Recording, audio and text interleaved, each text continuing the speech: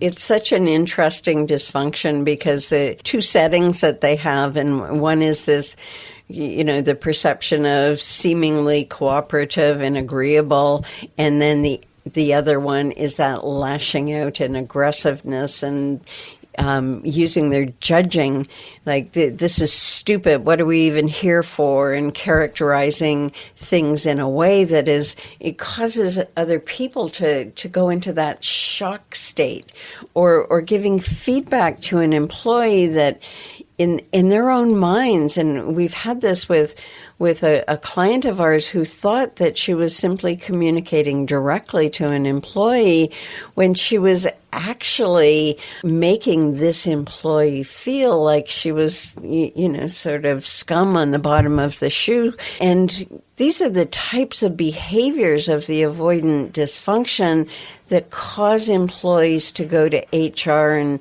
and file complaints about the aggressive behavior, and they just don't see it.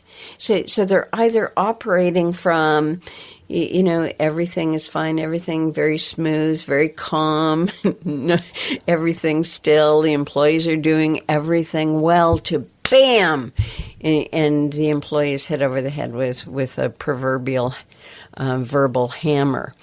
And they do not mince words because they haven't taken time to develop language. And because they don't really take time to know their people, they're unrealistic about how adults should behave. They have some interesting fixed beliefs about, they're 40, they should have known what I thought, or they should have known how to do this. They've been working at their job for 5 years. I shouldn't have had to tell them. So all kinds of shoulds that they use as a way of measuring how successful an employee is, which of course is very subjective, and it's nothing that the employee themselves can work with. And if you look back to where the issue begins, it's that absence of upfront communication and coaching with employees that have led to the problems with not getting work done in the appropriate way, in the way that the avoidant leader had expected it to be done. They don't think it's them. They have this way of protecting themselves by believing and blaming employees for not getting it right. And so in their passive position, they tolerate poor performance, miss deadlines, and allow power struggles amongst the team members, kids running the candy store kind of scenario.